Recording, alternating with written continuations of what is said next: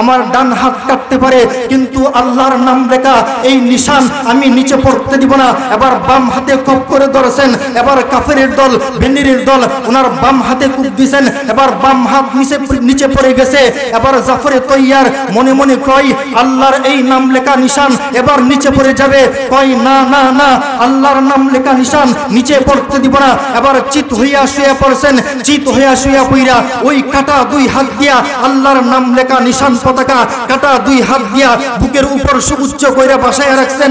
এবার কাফেরের দল আইসা ওনাকে মারতে মারতে আল্লাহর বান্দাকে, নবীজির সাহাবাকে শহীদ কইরা দেওয়া হয়। এবার অন্যরা আইসা দেখে আল্লাহর বান্দা নবীর সাহাবা শহীদ হইয়া গেলেন, কিন্তু আল্লাহর নাম লেখা নিশান নিচে পড়তে দেয় নাই। ওনার কাটা দুই হাত দিয়া আল্লাহর নাম লেখা নিশান বুকের উপর সুউচ্চ কইরা বসায় রাখছেন।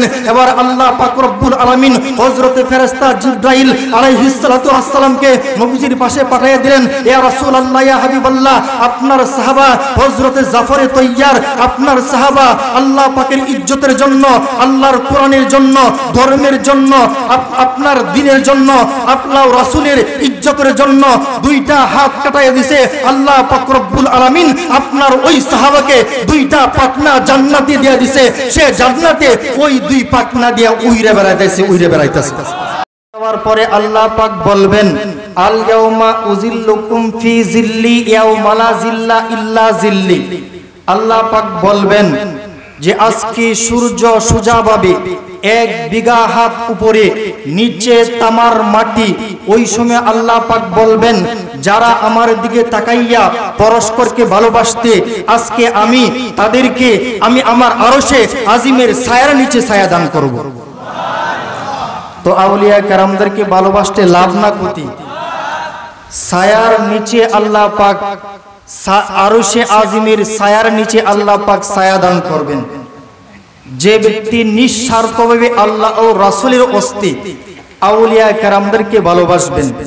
তো আজকের এই মজলিস অত্যন্ত নুরানিময় মজলিস, কেননা আল্লাহর রাসূলের মেহমানদের আগমন ঘটেছে, আউলিয়া কেরামদের আগমন ঘটেছে, নাইবে রাসূলদের আগমন ঘটেছে। আজকের এই মজলিস অত্যন্ত মুবারকময় মজলিস। আল্লাহ পাক রব্বুল আলামিন যাকে দেখার মতো চোখ দিবেন তিনি দেখতে পারেন, যার দেখার মতো চোখ নাই সে কেমনে দেখবে? দেখার মতো চোখ অর্জন তার হয় ওই পর্যায়ে ঈমান যার চলে আসে। তো আমার চোখে দেখি আর না দেখি, যখন শুনবো নূর নবীজি ঘোষণা করেছেন বলেছেন, তো আমি তখন ঘোষণা করব আমার চোখের দেখা আজকের এই মজলিসটা দাদা হতে পারে, আমার কাছে 7 আসমান দাদা হতে পারে, আমার কাছে আসমানের তারাগুলো দাদা হতে পারে, আমার কাছে মক্কা শরীফ দাদা হতে পারে, আমার কাছে মদিনা শরীফ দাদা হতে পারে, আমার কাছে কাবা শরীফ দাদা হতে পারে, আমার কাছে আল্লাহর ওলিগণ দাদা হতে পারে, আমার কাছে আজকের এই মজলিস দাদা হতে পারে। কিন্তু নবীজি যা বলেছেন তা কখনো মিথ্যা হতে পারে না। কথা বলেন ঠিক কিনা? নবীজির কথা কখনো মিথ্যা হতে পারে না। এই রকম দৃঢ় ঈমান, দৃঢ় মনোভাব যার মধ্যে এসে যায়, আল্লাহ পাক রব্বুল আলামিন তাকে কাশফের চক্ষু দান করে দেয়। তো আজকের এই মজলিস অত্যন্ত নুরানিময় মজলিস। তো আমাদের চক্ষু নাই বিদায় আমরা দেখতে পাই না। যাদের কাশফের চক্ষু আছে তারা দেখতেছেন, যারা আল্লাহর ওলি তারা দেখতেছেন, যাদের কাশফের চক্ষু আছে তারা দেখতেছেন। তো আজকের এই এলাকায় আল্লাহর ওলিদের আগমন বইটা গেছে। আল্লাহ পাকের হাজার হাজার লাখ লাখ আসমান থেকে নুরানি ফেরেশতার আগমন বইটা গেছে পুরা এলাকায়। বলেন না একবার সুবহানাল্লাহ। আল্লাহুম্মা সাল্লি আলা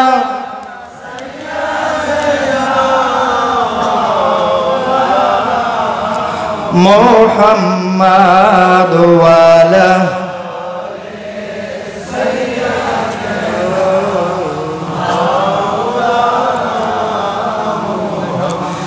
তো এখানে এমন যদি কেউ থাকে যার কোনো কিছুই নাই, কিন্তু সে ফোন দিলেই প্রধানমন্ত্রীর সাথে কথা বলতে পারে, তার দাম কম না বেশি? সে ফোন দিলেই যে কোনো সামরিক বাহিনীর সাথে কথা বলতে পারে, তার দাম কম না বেশি? তার দাম বেশি। কেননা সে ফোন দিলে যে কোনো সামরিক বাহিনীর সাথে কথা বলতে পারে।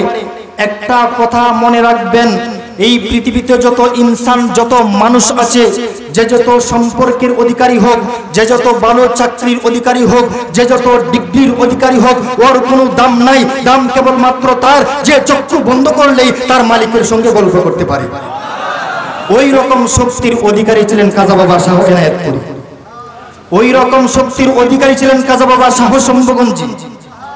আজকে যিনারা উপস্থিত আছেন, ওই রকম শক্তি আছে না নাই? এরকম শক্তি আছে না নাই?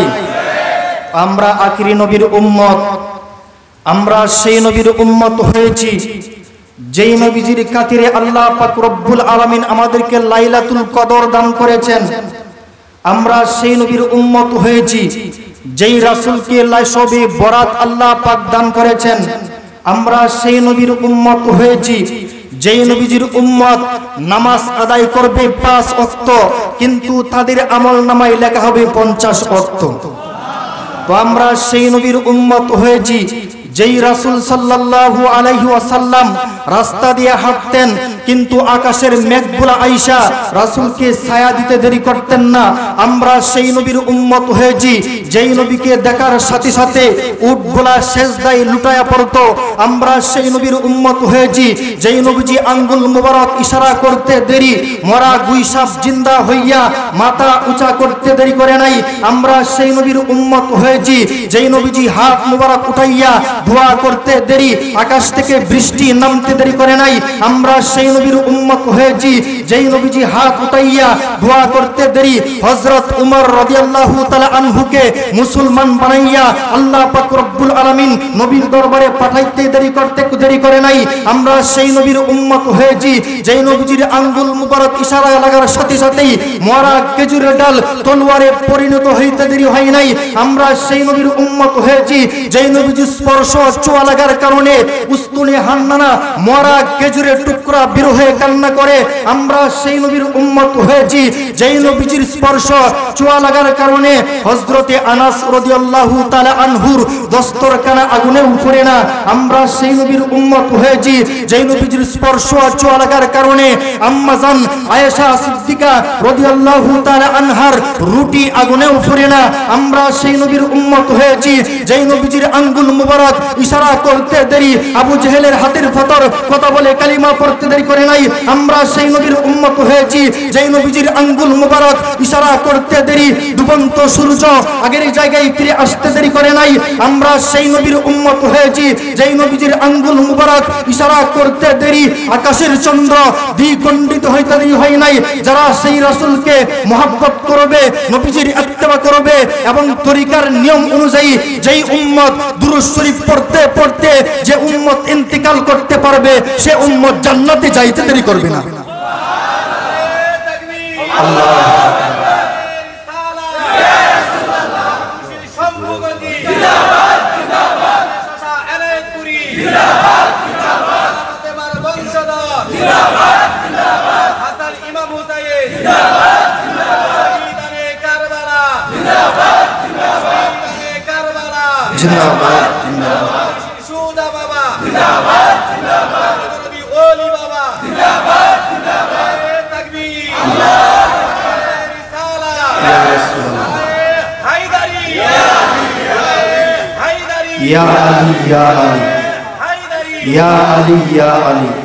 তো প্রথমে একটা হাদিসের কথা বলেছি, যারা এই পৃথিবীতে আল্লাহ ও রাসূলের জন্য যারা আল্লাহর ওলিদেরকে ভালোবাসবেন, আল্লাহ পাক রব্বুল আলামিন উনার আরশে আজিমের ছায়ার নিচে ছায়া দান করবেন।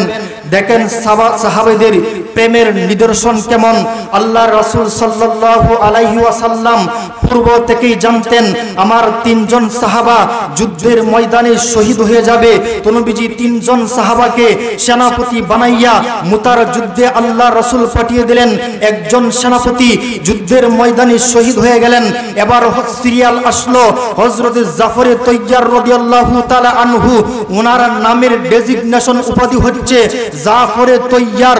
তৈয়ার অর্থ দুই পাখনাওয়ালা, যিনি দুই পাখনার অধিকারী। তো হযরত জাফর তৈয়ার নবীজির আপন চাচাতো ভাই, উনি যুদ্ধের ময়দানে উনিও জানতেন যুদ্ধের ময়দানে শহীদ হয়ে যাবেন। শহীদ হয়ে যাওয়ার পরেও উনি চলে গেলেন যুদ্ধের ময়দানে। তো যুদ্ধের ময়দানে যখন উনি যুদ্ধের পতাকা, আল্লাহর নাম লেখা নিশান ডান হাতে নিলেন, এবার কাফেরের দল ডান হাতে কূপ দিল, ডান হাত মাটিতে পড়ে গেছে। এবার হযরতে জাফরে তৈয়ার বলে, আমার ডান হাত কাটতে পারে কিন্তু আল্লাহর নাম লেখা এই নিশান আমি নিচে পড়তে দিব না। এবার বাম হাতে কপ করে ধরেছেন। এবার কাফেরের দল, বেনিরের দল ওনার বাম হাতে কূপ দিয়েছেন। এবার বাম হাত নিচে পড়ে গেছে। এবার জাফরে তৈয়ার মনে মনে কয়, আল্লাহর এই নাম লেখা নিশান এবার নিচে পড়ে যাবে। কয়, না না না, আল্লাহর নাম লেখা নিশান নিচে পড়তে দিব না। এবার চিত হইয়া শুয়ে পড়ছেন। চিত হইয়া শুয়ে পইরা ওই কাটা দুই হাত দিয়া আল্লাহর নাম লেখা নিশান পতাকা কাটা দুই হাত দিয়া বুকের উপর সুউচ্চ কইরা বসায় রাখছেন। এবার কাফেরের দল আইসা ওনাকে মারতে মারতে আল্লাহর বান্দাকে, নবীজির সাহাবাকে শহীদ কইরা দেওয়া হয়। এবার অন্যরা আইসা দেখে আল্লাহর বান্দা, নবীর সাহাবা শহীদ হইয়া গেলেন, কিন্তু আল্লাহর নাম লেখা নিশান নিচে পড়তে দেয় নাই। ওনার কাটা দুই হাত দিয়া আল্লাহর নাম লেখা নিশান বুকের উপর সুউচ্চ কইরা বসায় রাখছেন। এবার আল্লাহ পাক রব্বুল আলামিন হযরতে ফেরেশতা জিবরাইল আলাইহিস সালাতু ওয়াস সালামকে নবীজির পাশে পাঠিয়ে দিলেন। ইয়া রাসূলুল্লাহ, ইয়া হাবিবাল্লাহ, আপনার সাহাবা হযরতে জাফরে তৈয়ার, আপনার সাহাবা আল্লাহ পাকের ইজ্জতের জন্য, আল্লাহর কোরআনের জন্য, ধর্মের জন্য, আপনার দ্বীনের জন্য, আল্লাহ রাসূলের ইজ্জতের জন্য দুইটা হাত কাটাইয়া দিয়েছে আল্লাহ পাক রব্বুল আলামিন। আপনার ওই সাহাবাকে দুইটা পাখনা জান্নাতে দিয়া দিয়েছে।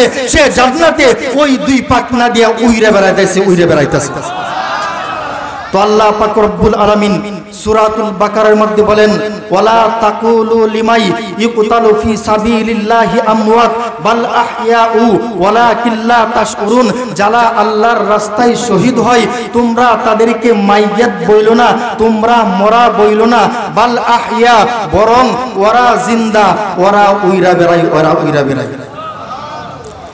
তো আল্লাহর রাসূল সাল্লাল্লাহু আলাইহি ওয়াসাল্লামকে সাহাবারা নিজের জীবন দায়িকা বেশি ভালোবাসতেন।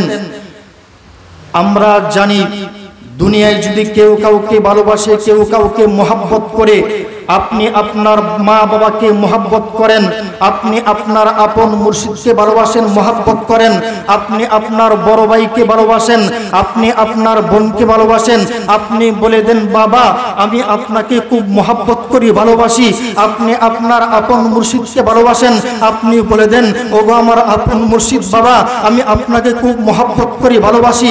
এই বইলা দেওয়াটা একটা সুন্নত আমল, কিন্তু আল্লাহ ও রাসূলকে ভালোবাসা অন্তরে পোষণ করা এবং মুখে প্রকাশ করা, এটা হচ্ছে ফরজ। আল্লাহ ও রাসূলকে ভালোবাসা অন্তরে পোষণ করা এবং মুখে প্রকাশ করা কি?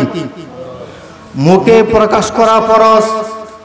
আল্লাহ রাসূলের ভালোবাসা মহব্বত প্রকাশ করেছে জংলার গাছ, নবীজির মহব্বত প্রকাশ করেছে আকাশের সূর্য, নবীজির মহব্বত ভালোবাসা প্রকাশ করেছে আকাশের চন্দ্র, নবীজির মহব্বত প্রকাশ করেছে একটি মরা কাঠ উস্তুনে হান্না, মরা খেজুরের টুকরাও নবীজির মহব্বত ভালোবাসা প্রকাশ করেছে।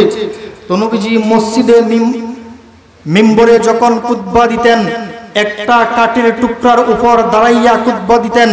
এক মহিলা সাহাবী আয়েশা বললেন, ইয়া রাসূলুল্লাহ, ইয়া হাবিবাল্লাহ, আপনি একটা মরা খেজুরের টুকরার উপর বৈশা দাঁড়াইয়া আপনি খুতবা দেন, আমার ভালো লাগে না। আপনি যদি হুকুম দেন আমি একটা মিম্বর বানাইয়া দিবার চাই। নবীজি হুকুম দিলেন, একটা নতুন মিম্বর বানানো হয়ে গেল। এবার নবীজির মসজিদে নববীর মধ্যে নিয়ে আসা হলো। নতুন মিম্বরে নবীজি যখন দাঁড়াবেন, ওই কাঠের টুকরা, আগের কাঠের টুকরা মসজিদের এক কোণার মধ্যে রেখে দেওয়া হয়েছিল। নবীজি যখন মিম্বরে দাঁড়াবেন, ওই কোণা থেকে শিশু বাচ্চার মতন ফুফায়া ফুফাইয়া কান্নার আওয়াজ শুরু হয়ে গেল। এবার সাহাবারা দেখতে লাগলেন কোথায় থেকে কান্নার আওয়াজ আসতেছে। সবাই কান ফিতে শুনতে লাগলো। ওই যে মসজিদের কোণার থেকে, ওই যে মসজিদের কোণার মধ্যে কাঠের টুকরা রাখা হয়েছিল, ওই কাঠের টুকরা থেকে শিশু বাচ্চার মতন ফুফাইয়া ফুফাইয়া কান্নার আওয়াজ বাইর হয়ে গেল। এবার ওই কাঠের টুকরা কান্না দেখে মসজিদে হযরতে উমর, হযরতে মাওলা আলী আলাইহিস সালাতু ওয়াস সালাম কান্না শুরু করে দিলেন, সমস্ত সাহাবারা কান্না শুরু করে দিলেন, এমন কি মসজিদের দেওয়ালগুলো পর্যন্ত কান্না শুরু করে দিলেন। এবার নবীজির চোখ দিয়া গড়গড় করে পানি পড়ে গেল। আল্লাহর রাসূল সাল্লাল্লাহু আলাইহি ওয়াসাল্লাম দৌড়ে চলে গেলেন। যেমনি ভাবে বাচ্চা কান্না করলে মা শিশু বাচ্চার জন্য দৌড়ে চলে যায় আর বাচ্চাকে কোলে নেই, কোলে নেওয়ার পর বলতে থাকে, কাঁদিস না রে, কাঁদিস না, তোর কি হয়েছে, আমার কাছে বল, আমার কাছে বল। তেমনি ভাবে আল্লাহর রাসূল সাল্লাল্লাহু আলাইহি ওয়াসাল্লাম ওই কাঠের টুকরাকে কোলে নিলেন, কোলে নেওয়ার পর বলতেছে, তোর কি হয়েছে, আমার কাছে বল, আমার কাছে বল, আমি আল্লাহর রাসূল তোর জন্য দোয়া করে দিব, তোকে আল্লাহ পাক রব্বুল আলামিন কিয়ামত পর্যন্ত হায়াত দিবে এবং তোর গাছ থেকে কিয়ামত পর্যন্ত মানুষ ফল বক্ষণ করবে। দেখেন আল্লাহর রাসূলের মুজিজা, একটি কাঠের টুকরাকে আল্লাহ রাসূল বলতেছেন যে আমি দোয়া করে দিব, তোকে আল্লাহ পাক রব্বুল আলামিন কিয়ামত পর্যন্ত হায়াত দান করবে। তো আমরা জানি মানুষের যদি দুইটা হাত কাটা হয় সেই মানুষকে বাঁচে না মরে, মানুষের দুইটা হাত কেটে ফেললে সেই মানুষ বাঁচবে না মরবে, বাঁচানো যায়। মানুষের দুই হাত কেটে ফেললেও মানুষকে বাঁচানো যায়, মানুষের দুই পা কেটে ফেললে মানুষকে বাঁচানো যায়, মানুষের এক কিডনি উঠিয়ে ফেললেও সেই মানুষকে বাঁচানো যায়, মানুষের দুই চক্ষু উঠিয়ে ফেললেও সেই মানুষকে বাঁচানো যায়, মানুষের কান কেটে ফেললেও সেই মানুষ বাঁচে। কিন্তু যেই মানুষের গলা কাটা হয়, মাথা কাটা হয়, সেই মানুষ কি আর বাঁচে? সেই মানুষ আর বাঁচে না। খেজুর গাছ মানুষের মতন, খেজুর গাছের ফ্যাট কাটেন সেই খেজুর গাছ বাঁচবে, খেজুর গাছের ফিট কাটেন সেই খেজুর গাছ বাঁচবে, খেজুর গাছের ডাল কাটেন সেই খেজুর গাছ বাঁচবে। কিন্তু যেই খেজুর গাছের মাথা কাটা হয় সেই খেজুর গাছ আর বাঁচে, সেই খেজুর গাছ আর বাঁচে না। মরা খেজুরের টুকরাকে আল্লাহ রাসূল সাল্লাল্লাহু আলাইহি ওয়াসাল্লাম বলতেছেন, আমি দোয়া করে দেব আল্লাহ পাক রব্বুল আলামিন তোকে কিয়ামত পর্যন্ত হায়াত দিবে। দেখেন বর্তমান জামানার মানুষের ঈমান নাই, কিন্তু মরা খেজুরের টুকরার ঈমান আছে। ওই মরা খেজুরের টুকরা বলে, ইয়া রাসূলুল্লাহ, ইয়া হাবিবাল্লাহ, আমি এই দুনিয়ার জিন্দেগি চাই না, কাল হাসরের ময়দানে আমি কাঠের টুকরা আপনি আপনার পাশে থাকতে চাই। মরা খেজুরের টুকরা নবীর মহব্বত প্রকাশ করেছে, নবীর মহব্বত উহুদ পাহাড় নবীর মহব্বত প্রকাশ করেছে। যখন নবীজি অন্য পাহাড়ের পাশ দিয়ে চলে যায়, ওই উহুদ পাহাড় নবীর প্রেমে কান্না করবার লাগছে। হযরতে জিবরাইল আলাইহিস সালাতু আসসালাম নবীর কাছে আয়েশা হাজির, ইয়া রাসূলুল্লাহ, ইয়া হাবিবাল্লাহ, ওই উহুদ পাহাড় আপনার প্রেমে কান্না করবার লাগছে। ওই উহুদ পাহাড় জিন্দা পাহাড় ছিল, ওই উহুদ পাহাড় নবীর প্রেমে কান্না করবার লাগছে। তো আপনি অন্য পাহাড়ের পাশ দিয়ে চলে যান, ওই পাহাড় আপনাকে দেখতে পাই না, সেই জন্য আপনার প্রেমে কান্না করবার লাগছে। আল্লাহ রাসূল সাল্লাল্লাহু আলাইহি ওয়াসাল্লাম দৌড়ে চলে গেলেন উহুদ পাহাড়ে যাওয়ার পর সাহাবাদেরকে ডাক দিলেন, বললেন, হাযা জাবাল ইউহিব্বুনা ওয়া নুহিব্বু, এই পাহাড়কে আমি মুহাব্বত করি। হে সাহাবা দল, তোমরাও শোনো, তোমরাও এই পাহাড়কে মুহাব্বত করো। তাহলে কেউ কাউকে ভালোবাসলে বইলা দেওয়াটা একটা সুন্নত আমল। উহুদ পাহাড় নবীজির মুহাব্বত প্রকাশ করেছে, নবীর মুহাব্বত প্রকাশ করেছে হযরতে হামজা রাদিয়াল্লাহু তাআলা আনহু। নতুন বিবাহ কইরা নতুন বিবিকে রাইকা আল্লাহর রাসূলের জন্য যুদ্ধের ময়দানে চলে গেলেন। হযরতে হামজা রাদিয়াল্লাহু তাআলা আনহু নবীর মুহাব্বত, নবীর ভালোবাসা প্রকাশ করেছে, নবীর মুহাব্বত ভালোবাসা প্রকাশ করেছে। হযরতে আনাস রাদিয়াল্লাহু তাআলা আনহু 10টি বছর নবীজির খেদমত করেছেন, নবীর মুহাব্বত ভালোবাসা হযরতে আনাস রাদিয়াল্লাহু তাআলা আনহু প্রকাশ করেছে, নবীর মুহাব্বত ভালোবাসা প্রকাশ করেছেন হযরতে জাবের রাদিয়াল্লাহু তাআলা আনহু। ওনার 2 সন্তান কুরবান হয়ে যায়, কিন্তু নবীর মুহাব্বত ভালোবাসা ছাড়ে নাই। কথা বলেন ঠিক কিনা? নবীর মোহাব্বত ভালোবাসা চারে নাই, ওনার স্ত্রীও নবীর মোহাব্বত ভালোবাসা প্রকাশ করেছে, নবীর মোহাব্বত প্রকাশ করেছে। হযরতে মাওলানা আলী আলাইহিস সালাতু আসসালাম উনিও নবীর মোহাব্বত প্রকাশ করেছে। হযরতে আবু বকর সিদ্দিক রাদিয়াল্লাহু তাআলা আনহু নবীর মোহাব্বত প্রকাশ করেছে। 6টি মাস পর্যন্ত একদিন বিছানায় পিঠ লাগান নাই, নবীর জন্য দরজায় দাঁড়িয়ে রইলেন। হযরতে আবু বকর রাদিয়াল্লাহু তাআলা আনহু নবীর মোহাব্বত ভালোবাসা প্রকাশ করেছে। নবীর মোহাব্বত সমস্ত সাহাবারা প্রকাশ করেছে, নবীর মোহাব্বত প্রকাশ করেছে। হযরতে মাওলানা ইমাম হাসান রাদিয়াল্লাহু তাআলা আনহু উনিও নবীর মোহাব্বত প্রকাশ করেছে। হযরত ইমাম হুসাইন আলাইহিস সালাতু আসসালাম উনিও নবীর মোহাব্বত প্রকাশ কইরা কারবালার ময়দানে নিজের জীবন পর্যন্ত উৎসর্গ করে দিয়েছে। সমস্ত সাহাবায়ে কেরাম নবীর মোহাব্বত প্রকাশ করেছে। হযরতে বরফির আব্দুল কাদির জিলানী রাহমাতুল্লাহি আলাইহি নবীর মোহাব্বত ভালোবাসা কিন্তু প্রকাশ করেছে। হযরতে গাউসে সামদানি কাইমে জামানি শেখ আহমদ সেরহিন্দি মুজাদ্দিদ আল ফেসানি ফারুকি রাহমাতুল্লাহি আলাইহি বাদশা আকবরের সাথে, সম্রাট আকবরের সাথে যুদ্ধ করেছে, উনিও নবীর মোহাব্বত প্রকাশ করেছে, নবীর মোহাব্বত প্রকাশ করেছে। হযরতে কাজা মাইনুদ্দিন চিশতি আজমিরি রাহমাতুল্লাহি আলাইহি উনিও নবীর মোহাব্বত প্রকাশ করেছে। বাংলার জমিনে অনেক আউলিয়া কেরাম এসেছে, ওনারাও নবীর মোহাব্বত প্রকাশ করেছে। আপনাদের এই এলাকার জমিনে সায়েন্সে তরিকত মুজাদ্দিদ জামান গৌসুল আজম শাহ ইউনুস আলী এনায়েতপুর হুজুর পীর কেবলাজান উনিও কিন্তু নবীর মোহাব্বত ভালোবাসা প্রকাশ করেছে। কাজী বাবা শাহ শম্ভুগঞ্জিও রাহমাতুল্লাহি আলাইহি উনিও নবীর মোহাব্বত প্রকাশ করেছে। তো আমাদেরও নবীর মোহাব্বত প্রকাশ করার দরকার আছে না নাই? নবীর মোহাব্বত প্রকাশ করার দরকার আছে না নাই?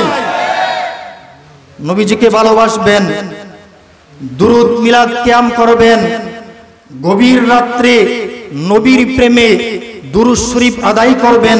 যেমনি ভাবে তরিকার নিয়মে আমাদেরকে দুরূদ শরীফ শিক্ষা দেওয়া হয়েছে। আজকের এই মাহফিলটা হচ্ছে আপনার সওয়াব রেসানির মাহফিল। মরহুম মগফুর নজরুল ইসলাম অন্ধকার দুঃখের কবরে আছেন, কবর দেশে আছেন।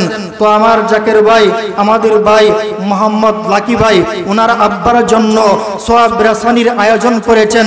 আল্লাহর ওলিরা আগমন করেছেন, আমাদেরকে আউলিয়া কেরামগণ, আল্লাহর ওলিগণ, কাজী বাবা শাহ শম্ভুগঞ্জি রহমাতুল্লাহি আলাইহি, কাজী বাবা শাহ এনায়েতপুরি রহমাতুল্লাহি আলাইহি কোরআন ও হাদিসের আলোকে এমন কিছু আমল শিক্ষা দিয়েছেন, যেই আমলগুলা করলে যারা পূর্বে চলে গেছেন কবর দেশে তাদেরও লাভ, আমাদেরও লাভ। আল্লাহ রাসূল সাল্লাল্লাহু আলাইহি ওয়াসাল্লাম হাদিসে ফাকের মধ্যে বলেন, উম্মতি উম্মাতান মারহুমাতান তাদখুলু কুবুরিহা বিজুনুবিহা ওয়া তাখরুজু মিন কুবুরিহা লা যুনুবা আলাইহা তামহাসু আলাইহা বিইস্তিগফারিল মুমিনিনা লাহা। আমার কিছু উম্মত আছে অসংখ্য অগণিত গুনার বোঝা নিয়া কবরের মধ্যে প্রবেশ করবে। আমার উম্মত সীমাহীন অনুগ্রহপ্রাপ্ত, সীমাহীন করুণাপ্রাপ্ত। আমার কিছু কিছু উম্মত অসংখ্য অগণিত গুনার বোঝা নিয়া কবরের মধ্যে প্রবেশ করবে। কিন্তু ওয়ানুখরিজু লাহু ইয়াউমাল কিয়ামা, যখন কিয়ামত দিবসে তাকে উত্তোলন করা হবে, তার আমল নামায় তার কাঁধে একটা গুনার বোঝাও থাকবে না। সাহাবারা প্রশ্ন করলেন, ইয়া রাসূলুল্লাহ, ইয়া হাবিবাল্লাহ, ওই মাইয়াতটা তো অনেক গুনাহ করেছিল, তাহলে আজকে তার আমল নামায় কেন একটা গুনার বোঝা নাই? আল্লাহর রাসূল সাল্লাল্লাহু আলাইহি ওয়াসাল্লাম বললেন, ওই মাইয়াত যখন কবরের মধ্যে প্রবেশ করলো, তার মুমিন ভাইয়েরা, তার জাকের ভাইয়েরা, তার আওলাদেরা ওই মাইয়াতের জন্য নফল নামাজ পড়ে এবং কোরআন শরীফ তেলাওয়াত করে, মিলাদ শরীফের আয়োজন করে, জিকির আজকার করে ওই মাইয়াতের জন্য সওয়াব রেসানির কাজ করেছিল। সেই জন্য আল্লাহ পাক রব্বুল আলামিন ওই মাইয়াতের সমস্ত জীবনের গুনাহগাতা মাফ করে দিয়েছে। আল্লাহ পাক রব্বুল আলামিন কালামে পাকের মধ্যে বলেন, সূরাতুল হাশরের 10 নম্বর আয়াতে আল্লাহ পাক বলেন, ওয়াল্লাযিনা জাউ মিন বা'দিহিম ইয়াকুলুনা রাব্বানা গফির লানা ওয়া লিইখওয়ানিনাল্লাযিনা সাবাকুনা বিল ঈমান। আল্লাহ পাক নিজে দোয়া শিখিয়ে দিচ্ছেন। সেই জন্য তো আল্লাহর ওলি কাজী বাবা শাহ এনায়েতপুরি রহমাতুল্লাহি আলাইহি, কাজী বাবা শাহ শম্ভুগঞ্জি রহমাতুল্লাহি আলাইহি, ওনারাও আমাদেরকে শিক্ষা দিয়েছেন। আল্লাহ পাক শিক্ষা দিচ্ছেন, তোমরা তোমাদের জন্য ইয়াকুলুনা রাব্বানা গফির লানা, হে আল্লাহ পাক রব্বুল আলামিন, আপনি আমাদেরকে ক্ষমা করে দেন, আমাদেরকে maaf করে দেন। ওয়ালি ইখওয়ানিনাল্লাযিনা সাবাকুনা বিল ঈমান, এবং যারা ঈমানের সাথে চলে গেছে কবর দেশে, আপনি তাদেরকেও ক্ষমা করে দেন। কে দোয়া শিখিয়ে দিচ্ছেন? আল্লাহ পাক নিজে দোয়া শিখিয়ে দিচ্ছেন। সওয়াব রাসানির মাহফিল করার দরকার আছে না নাই?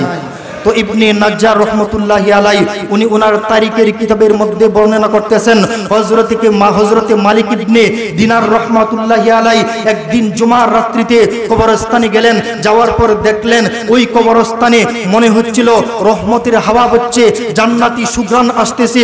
উনি মনে মনে ভাবতেছিলেন এটা কিসের তুহফা, এটা কিসের সুগন্ধি? ওই কবরবাসীকে আল্লাহ পাক রব্বুল আলামিন কেন মাফ করে দিয়েছেন? তো গায়েব থেকে আওয়াজ আসছে, হে মালিক ইবনে দিনার রহমাতুল্লাহি আলাইহি, আল্লাহ পাক রব্বুল আলামিন আমাদেরকে কবরটা মাফ করে দিয়েছেন, আমাদেরকে মাফ করে দিয়েছেন, আমাদের কবরটা প্রশস্ত করে দিয়েছেন। তো উনি প্রশ্ন করলেন, তোমাদেরকে মাফ করে দেওয়ার কারণ কি? তো ও গায়েব থেকে আবার আওয়াজ আসছে, আমাদের আত্মীয় স্বজন, আমাদের মুমিন ভাইরা আমাদের জন্য নফল নামাজ পড়ে সওয়াব রাসানির কাজ করত, সেই জন্য আল্লাহ পাক রব্বুল আলামিন আমাদেরকে মাফ করে দিয়েছেন, আমাদের কবরটা প্রশস্ত করে দিয়েছেন। তো মালিক ইবনে দিনার রহমতুল্লাহি আলাইহি সেদিন থেকে প্রত্যেক দিন 2 রাকাত করে নফল নামাজ আদায় করতেন এবং নবীজির সমস্ত উম্মতির উপর সওয়াব রাসানির কাজ করতেন। এভাবে করতে করতে হঠাৎ করে একদিন স্বপ্নে দেখেন উম্মতের কান্ডারি মায়ার নবী, কামলিওয়ালা নবী ঘুমের ঘরের মধ্যে স্বপ্নের মধ্যে আয়েশা বলতেছে, হে মালিক ইবনে দিনার রহমতুল্লাহি আলাইহি, তুমি যেই পরিমাণ আমার উম্মতের উপর নফল নামাজের সওয়াব রাসানির কাজ করেছো, আল্লাহ পাক রব্বুল আলামিন সেই পরিমাণ তোমার জন্য মর্যাদা বাড়িয়ে দিয়েছে, তোমার জন্য জান্নাতের মধ্যে একটা মুনিফ নামে ঘর বানিয়ে রাখছে এবং তোমার সমস্ত জীবনের গুনাহগাতা আল্লাহ পাক মাফ করে দিয়েছে। বলেন না সুবহানাল্লাহ। তো সওয়াব রাসানি করার দরকার আছে না নাই? আল্লাহুম্মা